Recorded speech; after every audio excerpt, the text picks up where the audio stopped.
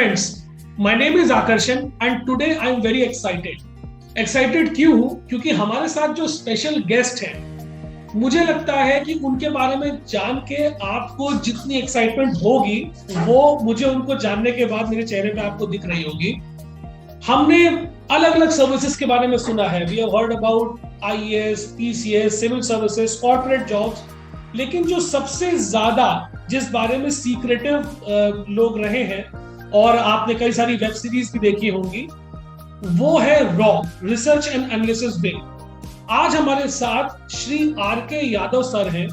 Sir retired raw officer हैं और साथ ही साथ सर ने 3 बुक्स लिखी हैं। Sir has written 3 books on different strategies, अलग अलग मिशन है उस बुक के बारे में। हम डिस्क्रिप्शन में सर के बुक का आपको लिंक भी दे देंगे, तो आप कृपया जाके इसको ऑर्डर करें, पढ़ें। It is very exciting. सबसे पहले sir, thank you so much for coming. Thank you for coming to go Teju's chat room.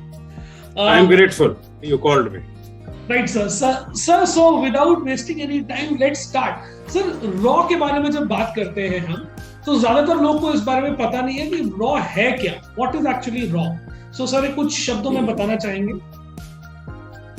देखिए, रॉ जो है,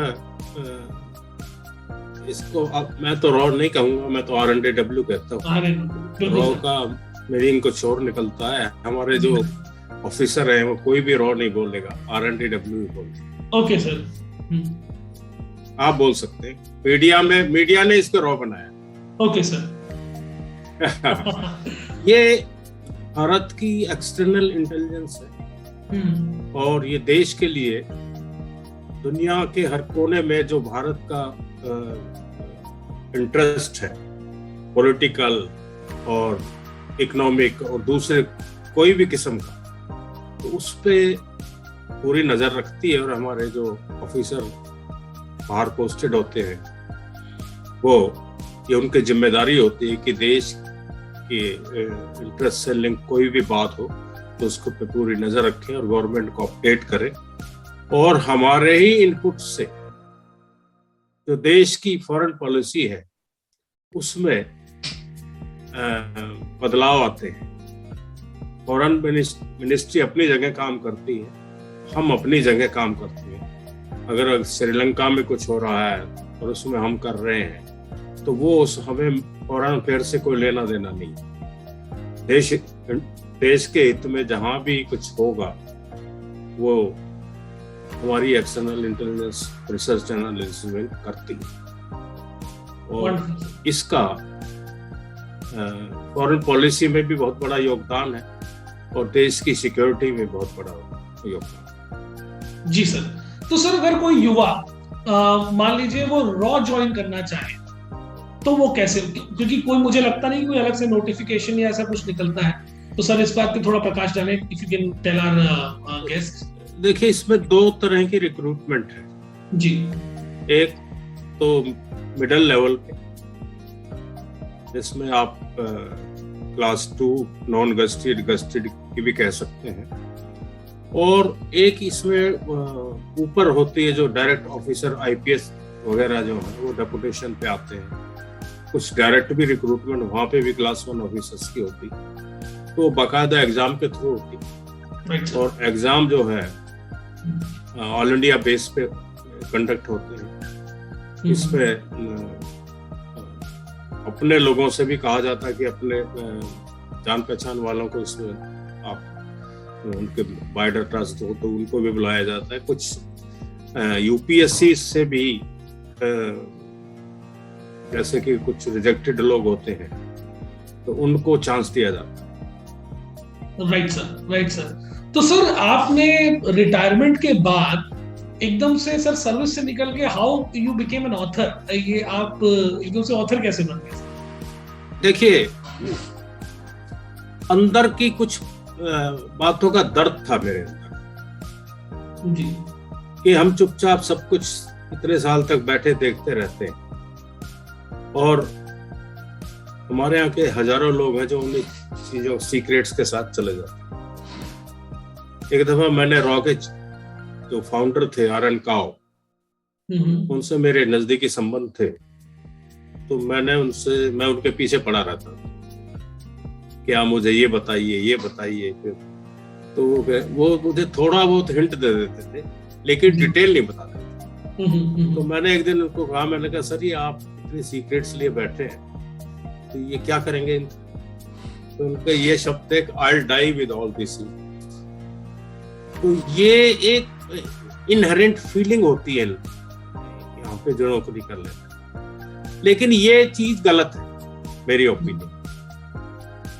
अब जब CIA की फाइलें ओपन हो रही अमेरिका में, और हमारी फाइलें अभी भी दबी पड़ी कि 71 की लड़ाई कैसे लड़ी गई, क्या थी, क्या प्लानिंग थी, क्या नहीं था, 62 की लड़ाई में हमारी हार के कारण क्या थे, एक हेंडरसन ब्रुक कमेटी बैठी थी, उसकी रिपोर्ट भी आज तक नहीं आई। 65 की लड़ाई में जैसे मुझे जो पाकिस्तान डेस्क पे काम कर रहे थे, बाद में रॉकेट नंबर 2 बने थे वो शंकर नायर साहब, तो उन्होंने कहा कि मैंने 70 से ऊपर रिपोर्ट भेजी थी 65 वार में, और आर्मी ने कहा कि इंटेलिजेंस थी। तो ये जो इसमें इंटरकनेक्टिविटी जो थी वो एक किस्म से ठीक नहीं थी, या डिसेमिनेशन जो था रिपोर्ट्स का वो डिफेंस मिनिस्ट्री में ढंग से नहीं हुआ था। लेकिन 62 की लड़ाई हो या 65 की हो, वो सब रिपोर्ट्स इंटेलिजेंस की तरफ से गई थी। और 71 की लड़ाई जो थी बांग्लादेश वाली लिबरेशन की, वो तो लड़ी रौड़े थी। RRW का एक बहुत बड़ा हाथ है कि उन्होंने पाकिस्तान के इस हिस्से को लिबरेट कराया था, और ये ऑपरेशन सारा कब के राव के चीफ थे उन्होंने प्लान किया। वाह सर, ये दुनिया की हिस्ट्री में पहली दफा हुआ है सेकेंड वर्ल्ड वॉर के बाद कि इतना बड़ा हिस्सा जो है, और 93,000 की फौज जो थी उस पे इंडियन आर्मी ने कब्जा किया, और एक नई कंट्री को यहाँ पे इस रीजन में बनाया गया, वो पाकिस्तान के 2 टुकड़े किए। तो इससे बड़ी अचीवमेंट सेकेंड वर्ल्ड वॉर के बाद किसी कंट्री में नहीं, चाहे वो USA है और चाहे दूसरी और कंट्रीज है, किसी में इतना बड़ा ऑपरेशन आज तक नहीं हुआ। वाह सर, जैसे मैं YouTube पे आपकी एक क्लिप वायरल हुई थी जिसमें आपने बहुत सख्त लहजे में पाकिस्तान के लोगों को एक वार्निंग दी थी, और एक न्यूज चैनल डिबेट थी वो हमारी रिसर्च टीम देख रही थी। लेकिन सर कई लोग अब एक नैरेटिव बताते हैं कि इंडिया के लिए पाकिस्तान से ज्यादा खतरा चाइना है। क्या ये बात सही है आपकी नजर में सर? चाइना, मेरा ख्याल है चाइना बड़ा डरपोक कंट्री है। ओके। चाइना जो है आज तक कोई भी लड़ाई नहीं लड़ी जी, तो उसके चारों तरफ दुश्मन है, और वो ओछी हरकतें करता रहता है। लेकिन जैसे 62 की लड़ाई की कह रहे हैं कि हमारी हार हुई थी, ऐसा कुछ नहीं था। 62 की लड़ाई में एक हफ्ता फायरिंग जो थी नॉर्थ ईस्ट में हुई थी, और उसमें जो कैजुअलिटीज हमारी हुई उनकी हुई, वो उसका हिसाब लगाएं तो वो हमारे से 10-15 गुना उनके ज्यादा सोल्जर मरे थे। रेजांगला की लड़ाई जो हुई थी जिसमें हमारे 100-125 सोल्जर मरे थे, जिसमें तो हमने उस पर काफी रिसर्च भी की है। 100 से ज्यादा यादव थे उसमें, और उस वक्त वहां पे 3,000 चाइनीज को मारा था। Oh my God. और ये हाल तब था कि जब उस वक्त आर्म्स एंड एम्युनिशन सफिशिएंट नहीं था। एक सिंग्राम नाम के सोल्जर थे जी, उसने यहाँ से गर्दन से पकड़ के 10 चाइनीज को दीवार में मार मार के मारा। Oh my God. ये हिस्ट्री है। तो इंडियन सोल्जर्स की और ये कहानियां जो है छिपी हुई हैं, इस पे कुछ काम होना चाहिए। सर जैसे आपने बिल्कुल सही पॉइंट बोला कि काम नहीं हो रहा है, क्योंकि तभी शायद मॉरल डाउन है लोगों का। मतलब अब तो खैर बहुत अप हो गया है, लेकिन एक समय पे जब लोगों से बात करते तो पाकिस्तान के अगेंस्ट में तो इंसान बिल्कुल चौड़े होके खड़े हो जाता था, लेकिन जब चाइना की बात होती थी तो हमेशा उनको एक वो हार याद आती थी। लेकिन जो आपने जैसे एग्जांपल्स बताए हैं वो तो वो शायद बिल्कुल सही है, बिल्कुल निकलने चाहिए पब्लिक। चाइना से हमारे हार नहीं थी। जी जी जी। चाइनीज जो थे, जैसे 2 जगह इन्होंने मोर्चा खोला था हमारे अगेंस्ट, फाइट हुई थी जी, और हमारे सोल्जर भी मरे थे, उनके भी मरे थे, लेकिन वो नॉर्थ ईस्ट में अरुणाचल से उस लड़ाई के बाद एकदम बॉर्डर क्रॉस कर गए थे और इवन बॉर्डर से 250 किलोमीटर आगे चले गए अपने रीजन में। तो उनकी हिम्मत नहीं हुई। अगर वो 2-4 दिन और रुक जाते तो जो हमारा कलकत्ता का एयरपोर्ट है, इसको तब दमदम एयरपोर्ट बोला करते थे जी, इस पे अमेरिकन, ब्रिटिश, इवन ऑस्ट्रेलियन और दूसरी जो नेटो कंट्रीज थे, इनके से बड़ा जबरदस्त असला वगैरह इकट्ठा हो गया था। और अगर चाइनीज रुक जाते तो एक भी जिंदा नहीं जाता और इवन के लड़ाई बढ़ती तो हम लोग शायद तिब्बत में और एंटर हो। इतनी तैयारी थी। ये एक हिस्ट्री है जो उस वक्त ढंग से उठाई नहीं गई थी। जी, बताई नहीं गई सर। और सर इसी वजह से जब आप जैसे लोग जब पब्लिक डोमेन में आके बात करते हैं तो हमें लगता है कि इन स्टोरीज को जब हम लाइव ऑडियंस के सामने शेयर करेंगे तो एक अंदर से वो जो जज्बा होता है वो जरूर स्ट्रांग हो जाएगा।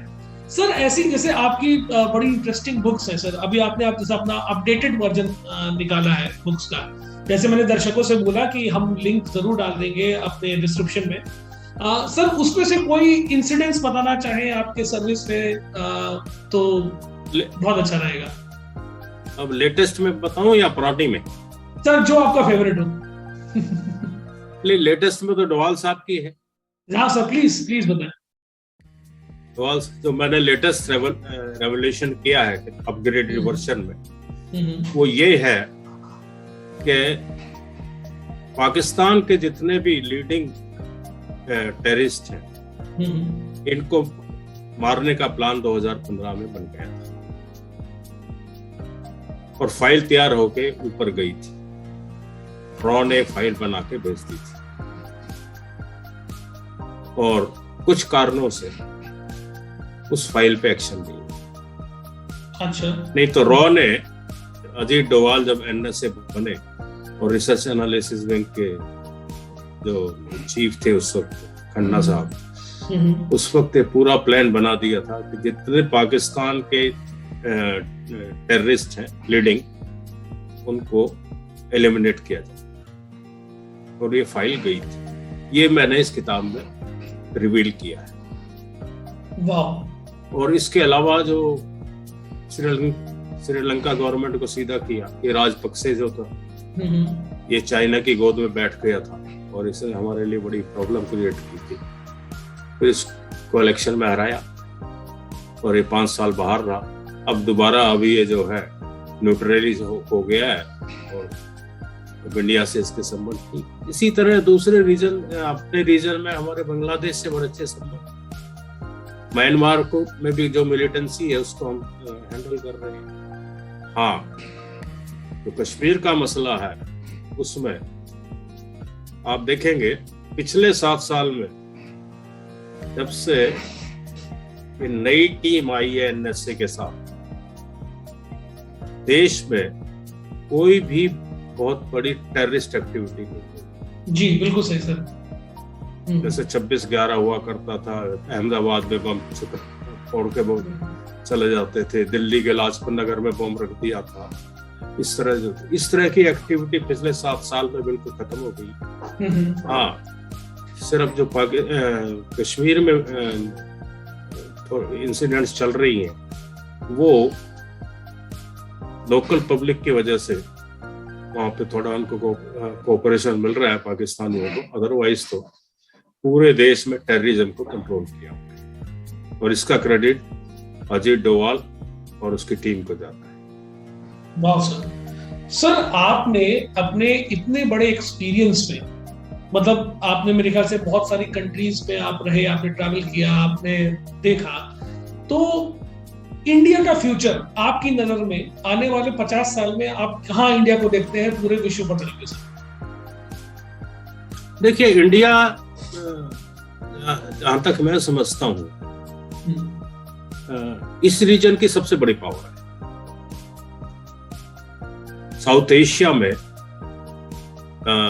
चाइना भी हमारे मुकाबले कुछ नहीं है। चाइना का जो मैंने बताया कि बड़ा डरपोक कंट्री है, कि खुल के काम आमने सामने नहीं होता। अब जैसे 2 दफा ये शी हमारे यहाँ होके गया, अहमदाबाद में इतना बड़ा इसका रिसेप्शन दिया, कोट्टापुरम में किया, और उसके बाद उसने गलवान कर दी जी।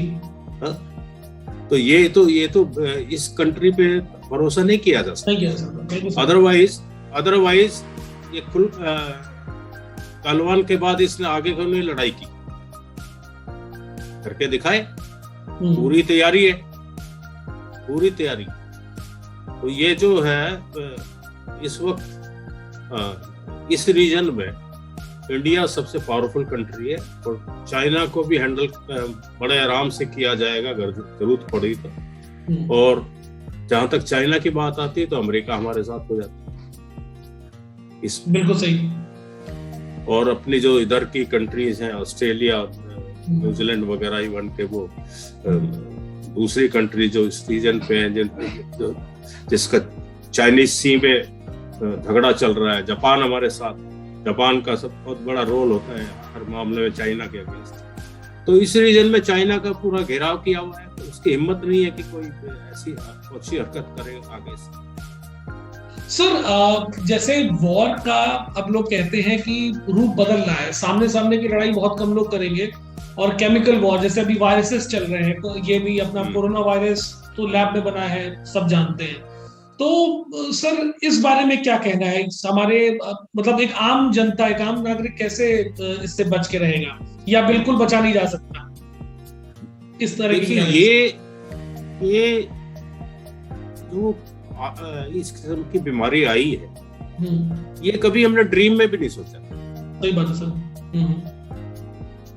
हमारे बुजुर्ग बताते हैं, हमारे फादर बताते थे कि 1905 में नॉर्थ इंडिया में प्लेग फैला जी, और उससे गांव के गांव खाली हो गए थे, और अंग्रेजों ने ये कहा था कि आप गांव छोड़ के जंगलों में रहना शुरू करें। तो उस वक्त जो है लाखों लोग मरे थे। अब क्या है कि साइंटिफिक युग है, और हर चीज में डेवलपमेंट काफी हो गई है। अब एकदम इसके इंजेक्शन भी बन के आने शुरू हो गए हैं, इसको कंट्रोल भी कर लिया है। लेकिन ये मैन मेड, कि चाइना ने जो कुछ किया है ये फैला है आगे, और आखिर में they will be victim of their own misdeeds। यही होगा। हम तो इसको कंट्रोल कर लेंगे, पूरी दुनिया लगी हुई है अब इस काम में, और सब लोग भूल गए हैं साउथ चाइना में क्या झगड़ा था, या अफ्रीका में किसका क्या झगड़ा था। सब दुनिया जो है अब जान बचाने पे लगी हुई है, और इसको कंट्रोल कर लिया जाएगा। और इसमें हम लोग सक्षम है, दुनिया भी सक्षम है इसमें। लेकिन ये एकदम से नई जो चीज आई है, इस किस्म की बीमारी, ये अजीब है। अब कह रहे कहाँ से शुरू हुई है और कैसे फैल गई है। अब ये हालात हैं कि अनसर्टेनिटी तो चल ही रही। राइट सर, बिल्कुल बिल्कुल। तीसरी वेव आ गई है, फिर तीसरी अगर खत्म हो जाएगी फिर कुछ और होगा। कुछ ना मुझे कुछ लग रहा है ये अनएंडिंग प्रोसेस है, और हमें इस पे it has to be way of life.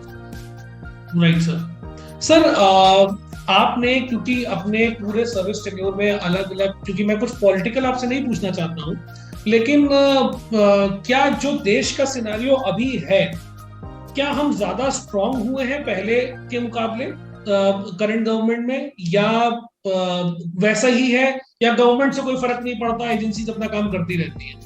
कैसे है? गवर्नमेंट से कोई फर्क नहीं पड़ता है जी सर। तो एजेंसीज अपना काम करती रहती हैं, गवर्नमेंट किसी की करती रहेंगी, वो उसका कोई गवर्नमेंट से फर्क नहीं पड़ता। कोई गवर्नमेंट आए कोई जाए, इसमें जो ये कोई इंटरनल पॉलिटिकल मामला नहीं है जी। अगर पूरे रीजन को हमने कंट्रोल करना है तो वो जो हमारे यहाँ बैठे हुए हैं एक्सपर्ट वो उसी पे लगे रहेंगे। उनको ये नहीं लेना देना कि कौन सी गवर्नमेंट है, कौन प्राइम मिनिस्टर है, क्या है, इससे कोई फर्क नहीं, कोई फर्क नहीं पड़ता। अब हाँ, तो इसी तरह हमारी आर्मी जी, डिफेंस से पूरे डिफेंस सिस्टम जो उसको भी कोई फर्क नहीं पड़ता, कोई आए कोई जाए कोई फर्क नहीं पड़ता। उसमें हम पूरी तरह से सक्षम हैं और हम इस वक्त दुनिया में मेरे ख्याल है अमेरिका के बाद सेकंड सबसे बड़ी पावर। वाह, वंडरफुल। सर, अगर कोई मैसेज आपकी तरफ से हम युवाओं को, जो हमारे जैसे जो स्टूडेंट क्राउड है जो ये देख रहा है, उसको देना चाहे, बिकॉज आपका इतना बड़ा जो एक्सपीरियंस है उसका निचोड़ आपने निकाला है इतने सालों में, तो वो क्या होगा सर? अब देखिए, आपके सामने मैं बैठा हूँ जी, जो कुछ बोल रहा हूँ ये मेरा एक्सपीरियंस बोल रहा हूँ जी। अदरवाइज मैं दिल्ली के एक गांव में पैदा हुआ और आसपास के लोग भी एजुकेटेड नहीं थे, तो कुछ ईश्वर की ऐसी कृपा हुई कि हमें ऐसा मौका मिला और हम यहाँ पे इस एजेंसी में आ गए और एजेंसी में आने के बाद और चीजें बहुत देखी, ये हुआ और आखिरी में अभी इस एजेंसी की अच्छाइयाँ बुराइयां भी दुनिया के सामने रिटर्न में रख रहे हैं। तो मैं ये युवाओं को यही कहना चाहता हूँ कि हम कोई बड़े बैकग्राउंड के लोग नहीं थे, बिल्कुल साधारण, बिल्कुल देहाती बैकग्राउंड के लोग थे। आप तब इतना एजुकेशन सिस्टम भी इतना अच्छा नहीं था, एजुकेशन फैसिलिटी भी इतनी अच्छी नहीं थी। आजकल आप सबके पास एजुकेशन सिस्टम बहुत अच्छा है, फैसिलिटी बहुत अच्छी है और एनवायरनमेंट भी पढ़ाई का है। तो इस वक्त आप लोग जितना भी इसमें, चाहे कोई भी फील्ड है, हमारे लिए देश में बहुत युवाओं के लिए बहुत तरह के ऑप्शंस हैं। जैसे हमारी इंटेलिजेंस भी है, इसमें ये लोग आ सकते हैं, ज्वाइन कर सकते हैं। दूसरा और सर्विसेज हैं, डिफेंस है, न्यूक्लियर इंस्टॉलेशंस में आजकल साइंटिस्ट की जरूरत है और इवन के और जो दूसरे उसके हैं, डेयरी फार्मेसी है, डेयरी प्रोडक्ट्स हैं, इस पे कितना इम्प्रूवमेंट हुआ है दुनिया में। तो हर तरह के फील्ड में अब डेवलपमेंट है और युवाओं के लिए बहुत बड़ी ऑप्शंस हैं हर जगह। और युवाओं को किसी तरह भी हताश नहीं होना चाहिए। देश का भविष्य बहुत उज्जवल है और आप लोग ही इस देश की बैकबोन है। आप ही आगे बढ़ के इसको आगे संभालेंगे और इसके लिए आप लोग किसी तरह की जैसे लोगों से गाइडेंस की जरूरत हो तो हम हमेशा तैयार हैं। दूसरे फील्ड के लोग भी तैयार रहते हैं और युवाओं को देश को ऊपर उठाने में आगे आना चाहिए। वाह sir, thank you so much sir. आपने अपना मतलब समय के साथ साथ आपने एग्री भी किया कि आप हमारे युवाओं को गाइडेंस देना चाहेंगे। क्योंकि हम भी इस कार्य में है कि हमारा एम है to bring the best to the masses. Sir आपने जो मेरे लायक होगा मैं अपने युवाओं के लिए सब कुछ करने के लिए तैयार हूँ। Thank you so much sir, thank you so much. और सर हमने तो ये एक शॉर्ट इंटरव्यू आपके साथ जूम पे आज इसलिए किया है या ऑनलाइन हमने इसलिए किया है क्योंकि जो माहौल चल रहा है बाहर तो हम मिल नहीं पाए, लेकिन वी वुड वांट कि हम पूरे अपने पूरी टीम के साथ आपके पास आए, क्योंकि आपके पास जो एक्सपीरियंस है, जो आपके पास साझा करने के लिए चीजें हैं, वो मुझे लगता है कि सिर्फ एक इंटरव्यू में पूरी नहीं हो सकती। तो सर ये माहौल जरा ठीक हो जाए फिर आप यू आर मोस्ट वेलकम, कभी भी आ जाइए। Thank you so much sir, thank you so much. और मैं आपका ज्यादा समय नहीं लूंगा और सर फिर थैंक यू सो मच, मैं बस यही बोल सकता हूँ। आपने हमको अपना समय, नमस्कार, मेरी तरफ से शुभकामनाएं। Thank you sir.